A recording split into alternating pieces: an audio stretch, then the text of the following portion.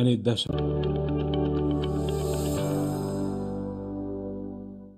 मेरे प्यारे देशवासियों, नमस्कार। आज विजयादशमी यानी दशहरे का पर्व है। इस पावन अवसर पर आप सभी को ढेरों शुभकामनाएं। दशहरे का ये पर्व असत्य पर सत्य की जीत का पर्व है, लेकिन साथ ही ये एक तरह से संकटों पर धैर्य की जीत का पर्व भी है। आज आप सभी बहुत संयम के साथ जी रहे हैं, मर्यादा में रहकर पर्व त्योहार मना रहे हैं। इसलिए जो लड़ाई हम लड़ रहे हैं, उसमें जीत भी सुनिश्चित है।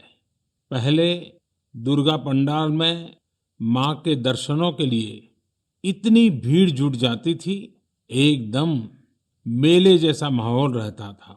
लेकिन इस बार ऐसा नहीं हो पाया।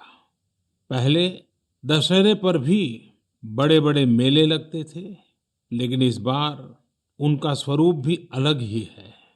रामलीला का त्योहार भी उसका बहुत बड़ा आकर्षण था, लेकिन उसमें भी कुछ न कुछ पाबंदियां लगी है। पहले नवरात्र पर गुजरात के गरबा की गूंज हर तरफ छाई रहती थी। इस बार बड़े बड़े आयोजन सब बंद है। अभी आगे और भी कई पर्व आने वाले हैं। अभी ईद है, शरद पूर्णिमा है, वाल्मीकि जयंती है, फिर धनतेरस, दिवाली, भाई दूज, छठी मैया की पूजा है, गुरु नानक देव जी की जयंती है। कोरोना के इस संकट काल में हमें संयम से ही काम लेना है, मर्यादा में ही रहना है। साथियों, जब हम त्योहार की बात करते हैं, तैयारी करते हैं, तो सबसे पहले मन में यही आता है कि बाजार कब जाना है, क्या क्या खरीदारी करनी है। खासकर बच्चों में तो इसका विशेष उत्साह रहता है कि इस बार त्योहार पर नया क्या मिलने वाला है। त्योहारों की ये उमंग और बाजार की चमक एक दूसरे से जुड़ी हुई है। लेकिन इस बार जब आप खरीदारी करने जाएं, तो वोकल फॉर लोकल का अपना संकल्प अवश्य याद रखें। बाजार से सामान खरीदते समय हमें स्थानीय उत्पादों को प्राथमिकता देनी है। साथियों, त्योहारों के इस हर्षोल्लास के बीच में लॉकडाउन के समय को भी याद करना चाहिए। लॉकडाउन में हमने समाज के उन साथियों को और करीब से जाना है, जिनके बिना हमारा जीवन बहुत ही मुश्किल हो जाता। सफाई कर्मचारी, घर में काम करने वाले भाई बहन, लोकल सब्जी वाले, दूध वाले, सिक्योरिटी गार्ड्स, इन सब का हमारे जीवन में क्या रोल है, हमने अब भली भांति महसूस किया है। कठिन समय में ये आपके साथ थे, हम सबके साथ थे। अब अपने पर्वों में, अपनी खुशियों में भी हमें इनको साथ रखना है। मेरा आग्रह है कि जैसे भी संभव हो, इन्हें अपनी खुशियों में जरूर शामिल करिए। परिवार के सदस्य की तरह करिए। फिर आप देखिए आपकी खुशियां कितनी बढ़ जाती हैं। साथियों, हमें अपने उन जाबाज सैनिकों को भी याद रखना है, जो इन त्योहारों में भी सीमाओं पर डटे हैं, भारत माता की सेवा और सुरक्षा कर रहे हैं। हमें उनको याद करके ही अपने त्योहार मनाने हैं। हमें घर में एक दिया भारत माता के इन वीर बेटे बेटियों के सम्मान में भी जलाना है। मैं अपने वीर जवानों से भी कहना चाहता हूं कि आप भले ही सीमा पर हैं, लेकिन पूरा देश आपके साथ है, आपके लिए कामना कर रहा है। मैं उन परिवारों के त्याग को भी नमन करता हूं, जिनके बेटे बेटियां आज सरहद पर है। हर वो व्यक्ति जो देश से जुड़ी किसी न किसी जिम्मेदारी की वजह से अपने घर पर नहीं है, अपने परिवार से दूर है, मैं हृदय से उसका आभार प्रकट करता हूं। मेरे प्यारे देशवासियों, आज जब हम लोकल के लिए वोकल हो रहे हैं, तो दुनिया भी हमारे लोकल प्रोडक्ट्स की फैन हो रही है। हमारे कई लोकल प्रोडक्ट्स में ग्लोबल होने की बहुत बड़ी शक्ति है। जैसे एक उदाहरण है खादी का। लंबे समय तक खादी सादगी की पहचान रही है, लेकिन हमारी खादी आज इको फ्रेंडली फैब्रिक के रूप में जानी जा रही है। स्वास्थ्य के दृष्टि से ये बॉडी फ्रेंडली फैब्रिक है, ऑल वेदर फैब्रिक है और आज खादी फैशन स्टेटमेंट तो बन ही रही है। खादी की पॉपुलैरिटी तो बढ़ ही रही है, साथ ही दुनिया में कई जगह खादी बनाई भी जा रही है। मेक्सिको में एक जगह है ओहाका। इस इलाके में कई गांव ऐसे हैं जहां स्थानीय ग्रामीण खादी बुनने का काम करते हैं। आज यहाँ की खादी ओहाका खादी के नाम से प्रसिद्ध हो चुकी है। ओहाका में खादी कैसे पहुंची, ये भी कम इंटरेस्टिंग नहीं है। दरअसल मेक्सिको के एक युवा मार्क ब्राउन ने एक बार महात्मा गांधी पर एक फिल्म देखी। ब्राउन ये फिल्म देखकर बापू से इतना प्रभावित हुए कि वो भारत में बापू के आश्रम आए और बापू के बारे में और गहराई से जाना समझा। तब ब्राउन को एहसास हुआ कि खादी केवल एक कपड़ा ही नहीं है, बल्कि ये तो एक पूरी जीवन पद्धति है।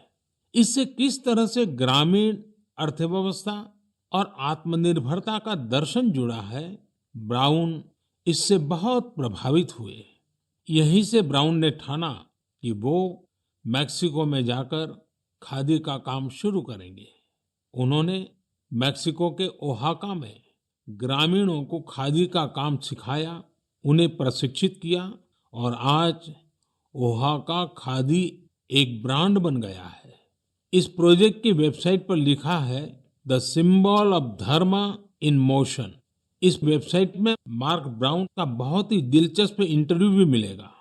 वे बताते हैं कि शुरू में लोग खादी को लेकर संदेह में थे, परंतु आखिरकार इसमें लोगों की दिलचस्पी बढ़ी और इसका बाजार तैयार हो गया।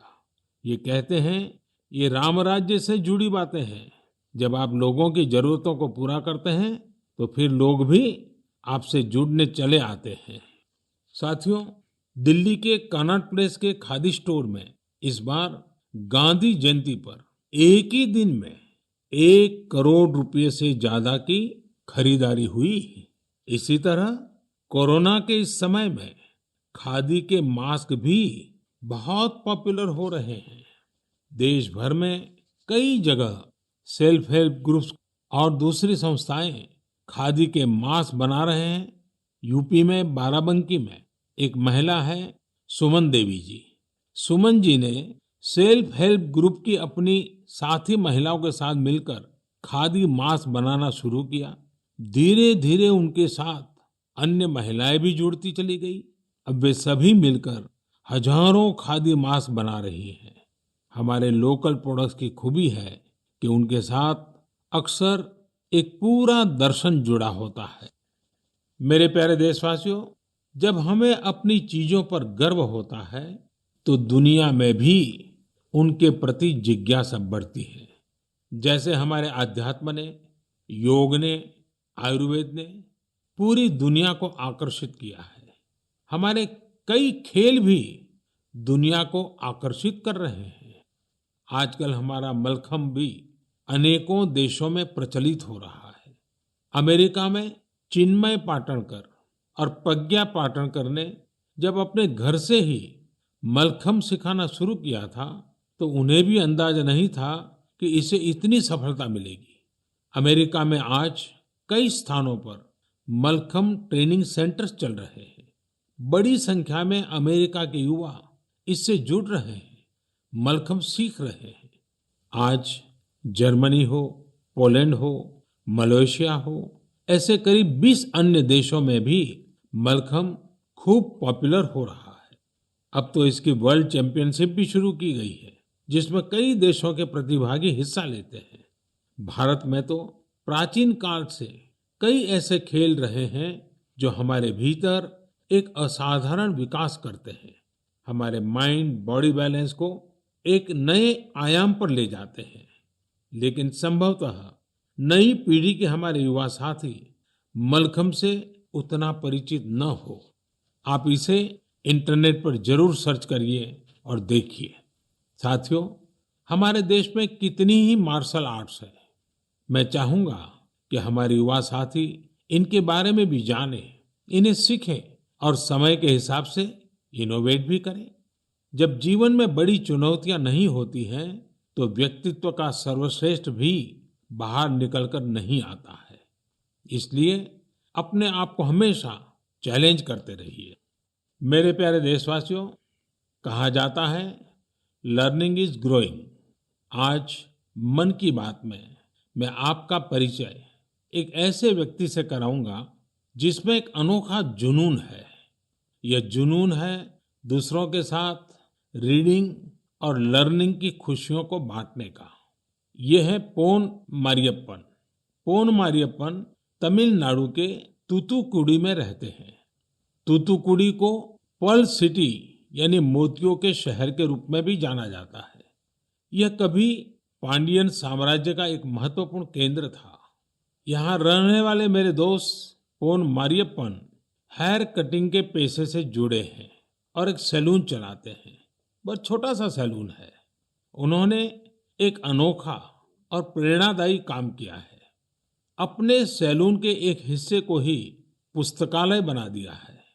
यदि व्यक्ति सैलून में अपनी बारी का इंतजार करने के दौरान वहां कुछ पढ़ता है और जो पढ़ा है उसके बारे में थोड़ा लिखता है, तो पोन मरियप्पन जी उस ग्राहक को डिस्काउंट देते हैं।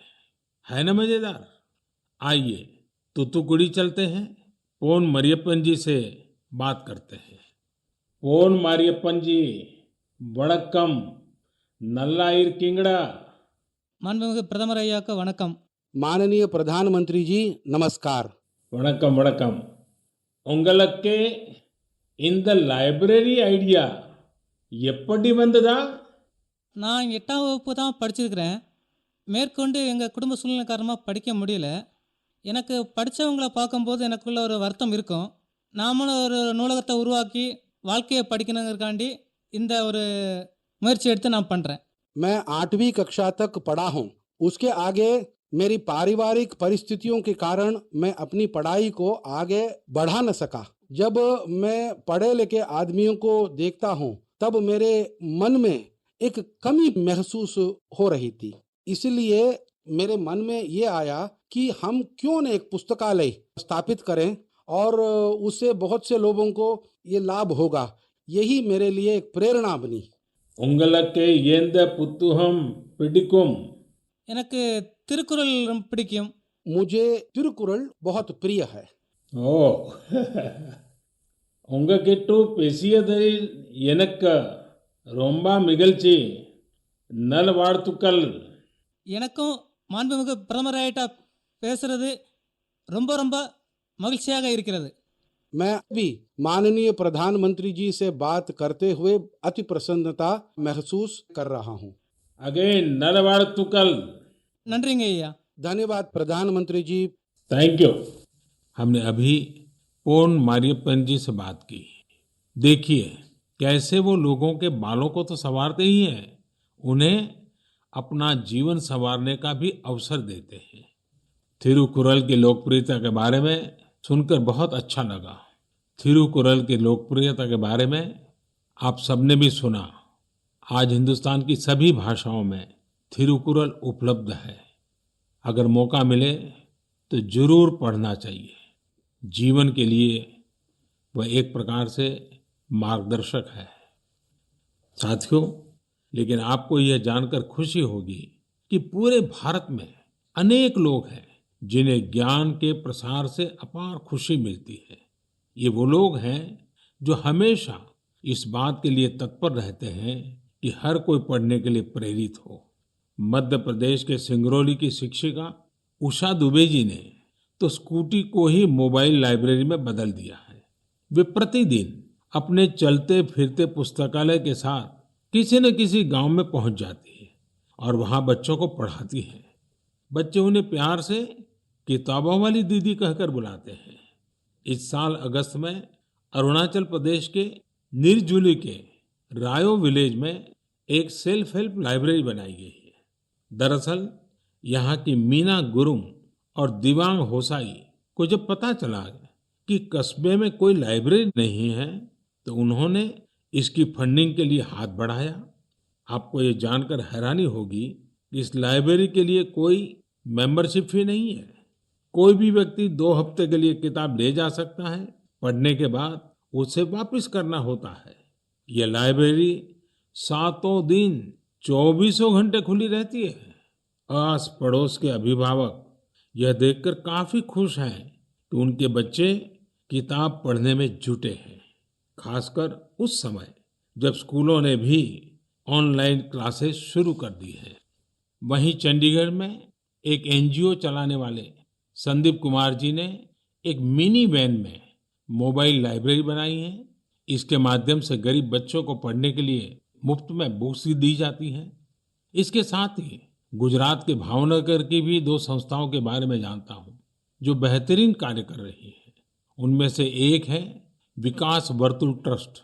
यह संस्था प्रतियोगी परीक्षाओं की तैयारी करने वाले विद्यार्थियों के लिए बहुत मददगार है।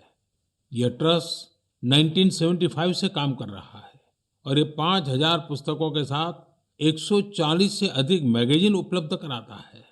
ऐसी एक संस्था पुस्तक परब है।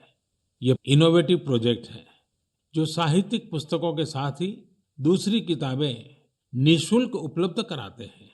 इस लाइब्रेरी में आध्यात्मिक, आयुर्वेदिक उपचार और कई अन्य विषयों से संबंधित पुस्तकें भी शामिल है।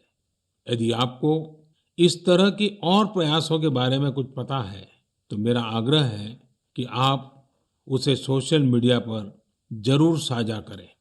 ये उदाहरण पुस्तक पढ़ने या पुस्तकालय खोलने तक ही सीमित नहीं है, बल्कि यह उस नए भारत की भावना का भी प्रतीक है जिसमें समाज के विकास के लिए हर क्षेत्र और हर तबके के लोग नए नए और इनोवेटिव तरीके अपना रहे हैं।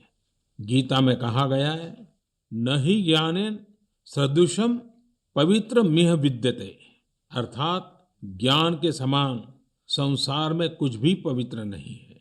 मैं ज्ञान का प्रसार करने वाले, ऐसे नेक प्रयास करने वाले सभी महानुभावों का हृदय से अभिनंदन करता हूँ।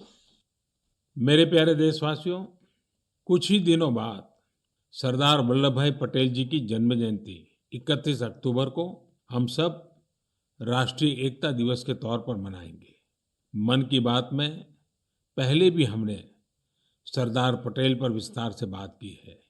हमने उनके विराट व्यक्तित्व के कई आयामों पर चर्चा की है। बहुत कम लोग मिलेंगे जिनके व्यक्तित्व में एक साथ कई सारे तत्व मौजूद हो। वैचारिक गहराई, नैतिक साहस, राजनीतिक विलक्षणता, कृषि क्षेत्र का गहरा ज्ञान और राष्ट्रीय एकता के प्रति समर्पण भाव।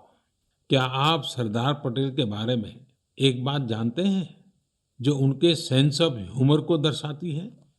जरा उस लौह पुरुष की छवि की कल्पना कीजिए जो राजे रजवाड़ों से बात कर रहे थे, पूज्य बापू के जन आंदोलन का प्रबंधन कर रहे थे, साथ ही अंग्रेजों से लड़ाई भी लड़ रहे थे, और इन सब के बीच भी उनका सेंस ऑफ ह्यूमर पूरे रंग में होता था। बापू ने सरदार पटेल के बारे में कहा था, उनकी विनोदपूर्ण बातें मुझे इतना हंसाती थी कि हंसते हंसते पेट में बल पड़ जाते थे। ऐसा दिन में एक बार नहीं, कई कई बार होता था। इसमें हमारे लिए भी एक सीख है। परिस्थितियां कितनी भी विषम क्यों न हो, अपने सेंस ऑफ ह्यूमर को जिंदा रखिए। यह हमें सहज तो रखेगा ही, हम अपनी समस्या का समाधान भी निकाल पाएंगे। सरदार साहब ने यही तो किया था। मेरे प्यारे देशवासियों, सरदार पटेल ने अपना पूरा जीवन देश की एकजुटता के लिए समर्पित कर दिया। उन्होंने भारतीय जनमानस को स्वतंत्रता आंदोलन से जोड़ा। उन्होंने आजादी के साथ किसानों के मुद्दों को जोड़ने का काम किया। उन्होंने राजे रजवाड़ों को हमारे राष्ट्र के साथ एक करने का काम किया। ये विविधता में एकता के मंत्र को हर भारतीय के मन में जगा रहे थे। साथियों, आज हमें अपनी वाणी, अपने व्यवहार, अपने कर्म से हर पल उन सब चीजों को आगे बढ़ाना है जो हमें एक करें, जो देश के एक भाग में रहने वाले नागरिक के मन में दूसरे कोने में रहने वाले नागरिक के लिए सहजता और अपनत्व का भाव पैदा कर सके। हमारे पूर्वजों ने सदियों से यह प्रयास निरंतर किए हैं। अब देखिए, केरल में जन्मे पूज्य आदि शंकराचार्य जी ने भारत की चारों दिशाओं में 4 महत्वपूर्ण मठों की स्थापना की। उत्तर में बद्रिकाश्रम, पूर्व में पुरी, दक्षिण में श्रृंगेरी और पश्चिम में द्वारिका। उन्होंने श्रीनगर की यात्रा भी की। यही कारण है कि वहाँ एक शंकराचार्य हिल है। तीर्थाटन अपने आप में भारत को एक सूत्र में पिरोता है। ज्योतिर्लिंगों और शक्तिपीठों की श्रृंखला भारत को एक सूत्र में बांधती है। त्रिपुरा से लेकर गुजरात तक, जम्मू कश्मीर से लेकर तमिलनाडु तक स्थापित हमारी आस्था के केंद्र हमें एक करते हैं। भक्ति आंदोलन पूरे भारत में एक बड़ा जन आंदोलन बन गया, जिसने हमें भक्ति के माध्यम से एकजुट किया। हमारे नित्य जीवन में भी ये बातें कैसे घुल गई है, जिसमें एकता की ताकत है। प्रत्येक अनुष्ठान से पहले विभिन्न नदियों का आवाहन किया जाता है। इसमें सुदूर उत्तर में स्थित सिंधु नदी से लेकर दक्षिण भारत की जीवनदायिनी कावेरी नदी तक शामिल है। अक्सर हमारे यहाँ लोग कहते हैं, स्नान करते समय पवित्र भाव से एकता का मंत्र ही बोलते हैं। गंगे च यमुने चैव गोदावरी सरस्वती नर्मदे सिंधु कावेरी जलेस्मिन् सन्निधि कुरु। इसी प्रकार सिखों के पवित्र स्थलों में नांदेड़ साहब और पटना साहब गुरुद्वारे शामिल हैं। हमारे सिख गुरुओं ने भी अपने जीवन और सत्कार्यों के माध्यम से एकता की भावना को प्रगाढ़ किया है। पिछली शताब्दी में हमारे देश में डॉक्टर बाबा साहब आम्बेडकर जैसे महान विभूतियां रही, जिन्होंने हम सभी को संविधान के माध्यम से एकजुट किया। साथियों, unity is power, unity is strength, unity is progress, unity is empowerment, united we will scale new heights. वैसे ऐसी ताकतें भी मौजूद रही हैं जो निरंतर हमारे मन में संदेह का बीज बोने की कोशिश करते रहते हैं, देश को बांटने का प्रयास करते हैं। देश ने भी हर बार इन बद इरादों का मुंहतोड़ जवाब दिया है। हमें निरंतर अपनी क्रिएटिविटी से, प्रेम से, हर पल प्रयास पूर्वक अपने छोटे से छोटे कामों में एक भारत श्रेष्ठ भारत के खूबसूरत रंगों को सामने लाना है। एकता के नए रंग भरने हैं और हर नागरिक को भरने हैं। इस संदर्भ में मैं आप सब से एक वेबसाइट देखने का आग्रह करता हूँ, ekbharat.gov.in। इसमें नेशनल इंटीग्रेशन की हमारी मुहिम को आगे बढ़ाने के कई प्रयास दिखाई देंगे। इसका एक दिलचस्प कॉर्नर है आज का वाक्य। इस सेक्शन में हम हर रोज एक वाक्य को अलग अलग भाषाओं में कैसे बोलते हैं यह सीख सकते हैं। आप इस वेबसाइट के लिए कंट्रीब्यूट भी करें। जैसे हर राज्य और संस्कृति में अलग अलग खान-पान होता है। ये व्यंजन स्थानीय स्तर के खास इंग्रेडिएंट्स यानी अनाज और मसालों से बनाए जाते हैं। क्या हम इन लोकल फूड की रेसिपी को लोकल इंग्रेडिएंट्स के नामों के साथ एक भारत श्रेष्ठ भारत वेबसाइट पर शेयर कर सकते हैं? यूनिटी और इम्यूनिटी को बढ़ाने के लिए इससे बेहतर तरीका और क्या हो सकता है? साथियों, इस महीने की 31 तारीख को मुझे केवड़िया में ऐतिहासिक स्टैच्यू ऑफ यूनिटी पर हो रहे कई कार्यक्रमों में शामिल होने का अवसर मिलेगा। आप लोग भी जरूर जुड़िएगा। मेरे प्यारे देशवासियों, 31 अक्टूबर को हम वाल्मीकि जयंती भी मनाएंगे। मैं महर्षि वाल्मीकि को नमन करता हूं और इस खास अवसर के लिए देशवासियों को हार्दिक शुभकामनाएं देता हूं। महर्षि वाल्मीकि के महान विचार करोड़ों लोगों को प्रेरित करते हैं, शक्ति प्रदान करते हैं। वे लाखों करोड़ों गरीबों और दलितों के लिए बहुत बड़ी उम्मीद है। उनके भीतर आशा और विश्वास का संचार करते हैं। वो कहते हैं, किसी भी मनुष्य की इच्छा शक्ति अगर उसके साथ हो तो वह कोई भी काम बड़ी आसानी से कर सकता है। यह इच्छा शक्ति ही है जो कई युवाओं को असाधारण कार्य करने की ताकत देती है। महर्षि वाल्मीकि ने सकारात्मक सोच पर बल दिया। उनके लिए सेवा और मानवीय गरिमा का स्थान सर्वोपरि है।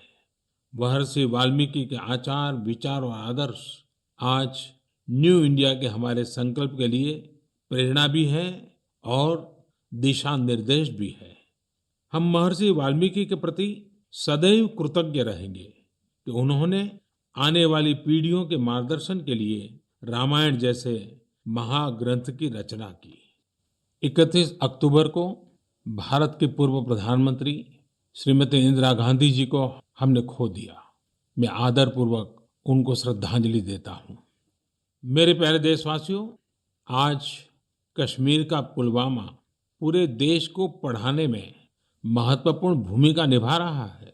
आज देश भर में बच्चे अपना होमवर्क करते हैं, नोट्स बनाते हैं, तो कहीं न कहीं इसके पीछे पुलवामा के लोगों की कड़ी मेहनत भी है। कश्मीर घाटी पूरे देश की करीब करीब 90% पेंसिल स्लेट लकड़ी की पट्टी की मांग को पूरा करती है और उसमें बहुत बड़ी हिस्सेदारी पुलवामा की है। एक समय में हम लोग विदेशों से पेंसिल के लिए लकड़ी मंगाते थे, लेकिन अब हमारा पुलवामा इस क्षेत्र से देश को आत्मनिर्भर बना रहा है। वास्तव में पुलवामा के ये पेंसिल स्लेट्स के बीच के गैप्स को कम कर रहे हैं।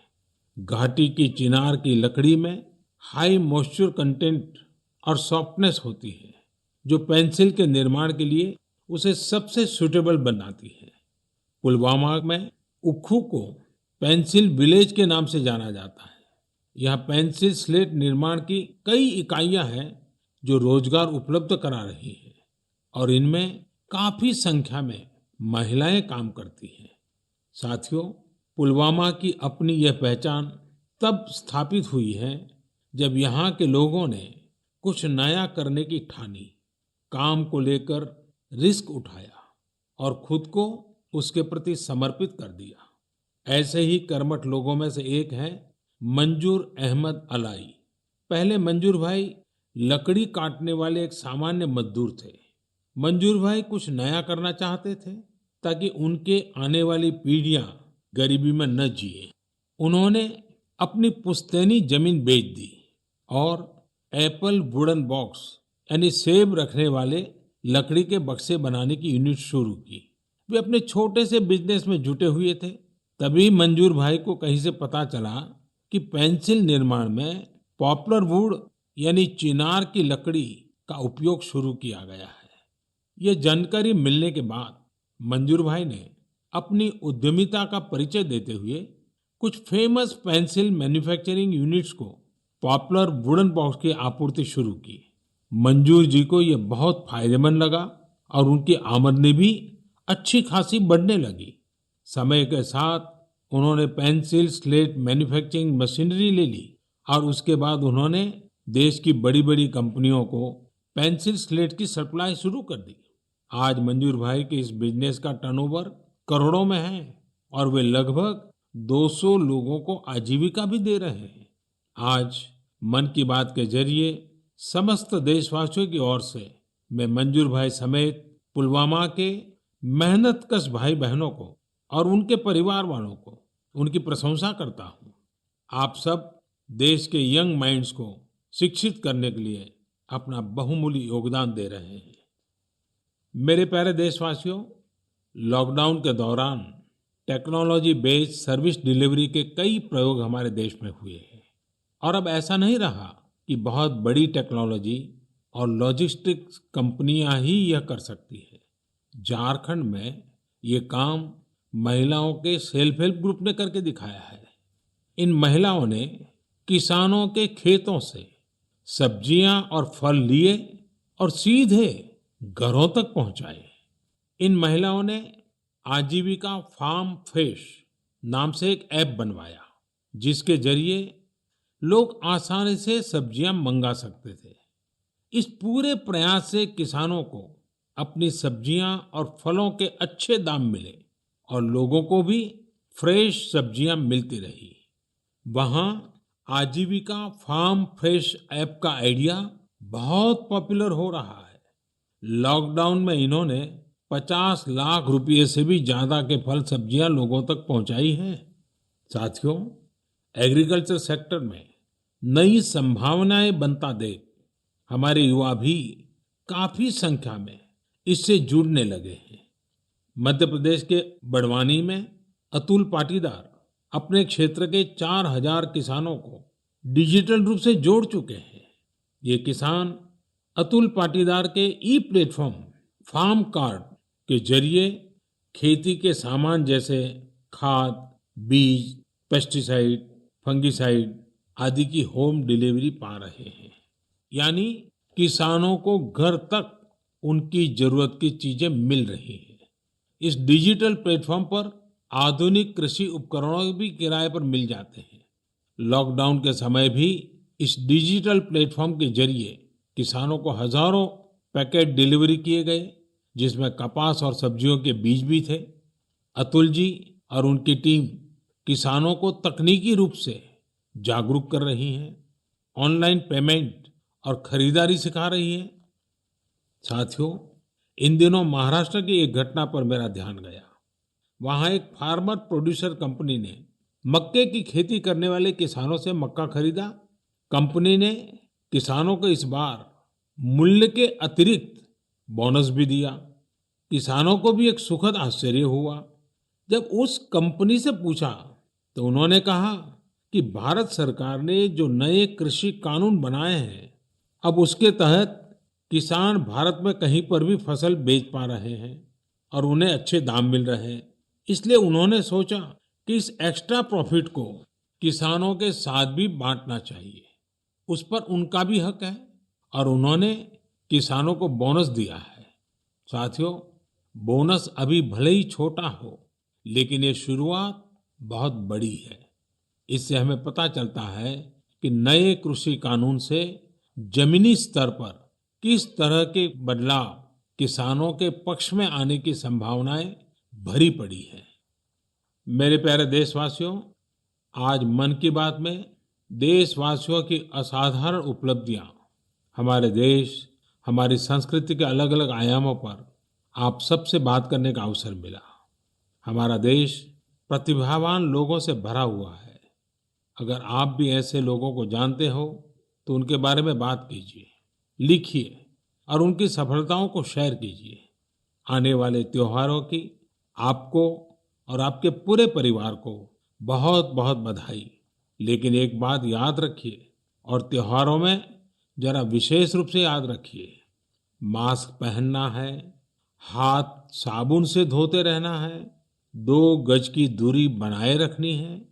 साथियों, अगले महीने फिर आपसे मन की बात होगी। बहुत बहुत धन्यवाद।